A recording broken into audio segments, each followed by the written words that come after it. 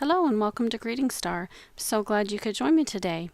So I have an Easter card here with Easter eggs on it, and I'm going to make the background myself using these Zig memory system markers, and they have two different tips on them, a fine tip and a bold tip. They're called the writers, and I'm also using this see-through ruler so that I can make sure that my lines are spaced evenly. This particular ruler has lines that are spaced at a 1/4 inch apart, and you can also go, actually I think they're 1/8 of an inch, but I'm using the 1/4 inches here to make sure there's a 1/4 inch between all of these bold lines. And the colors that I'm using are the lighter colors for the pastelish type colors for Easter, except for that yellow one, that's pretty bright. But I'm going to go ahead and flip this around and do the same thing on the other side, and I'm using the colors of the rainbow, which is, I don't know, maybe you remember this from elementary or junior high school, the Roy G. Biv, red, orange, yellow, green, blue, indigo, violet. So I'm just doing that. I started with the pink, which is my version of the red, and then I skipped the orange. I did yellow, or actually I think I mixed up. I did red, yellow, and then orange. That orange is the peach color. Green, blue, and violet. So that's what I did. So now you can see I'm flipping it over and doing the lines the other way so that the lines cross each other. And again, I'm still using the bold tip. I will eventually go in and use the fine tip as well, which you can see, but I only did the fine tip going one direction because I thought it would be a little bit too busy if I ran them the other way too. And you can see this the plaid background here with the card, and you can see those fine thin lines in between the bolder ones. Again, I only ran those the one direction, not the other as well, because I felt it would be too busy. So this is a stamp and die set that is done by Sizzix and Hampton Arts. Sizzix did the die, and I guess Hampton Art did the stamp, and I purchased it at a discount store. But anyway, what I'm going to do is I'm going to use these Zig clean color markers to create a greeting. It says Happy Easter, and that is from this stamp set. And I'm just using I think it's the light pink, the lavender, and the light green from that Zig clean color water brush markers. And so you can see here that I stamped it and the letters weren't extremely clear. So that's what's great about having one of these stamping plant forms. This is the We Are Memory Keepers. I like it because it's smaller.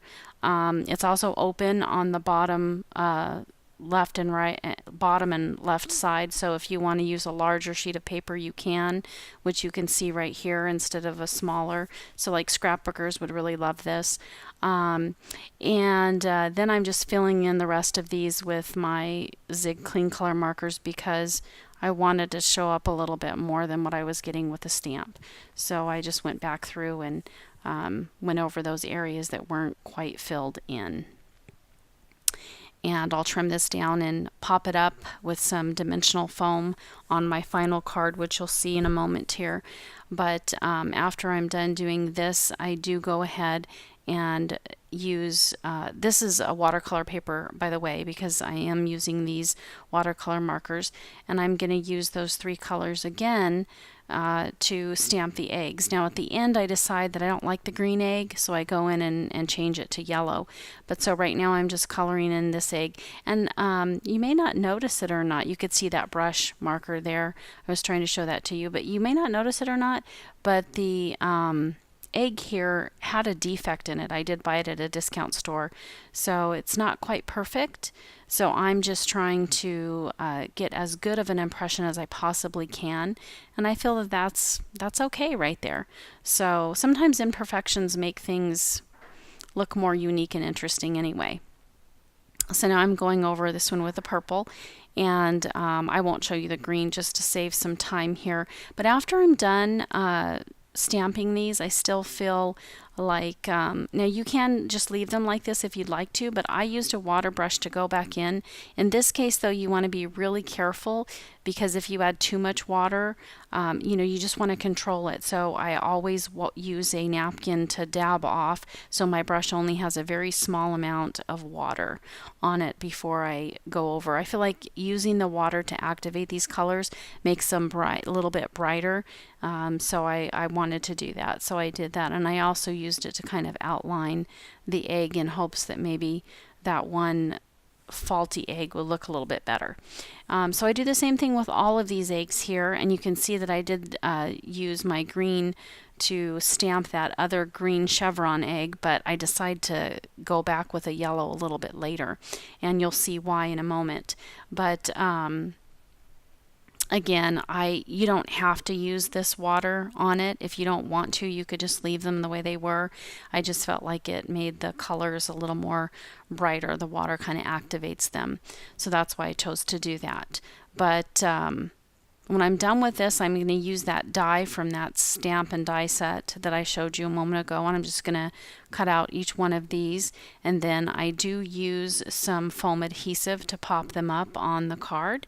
And you'll be able to see here that I also put a piece of green paper behind those eggs, and the card I think is really bright and pretty. So I hope you enjoyed watching this video today. And also don't forget to visit my blog at greetingstar.org. Also, you can purchase an ebook that I've authored. It's on amazon.com/author/greetingstar. It's a great little book for anyone who's interested in making cards. It is intended for beginners, but there's lots of great projects in there, so anyone who likes making cards, it's good for. It has lots of great information about all the tools and resources that you need to make cards. And again, there's several projects that you can do in the book. Thanks very much and have a wonderful day.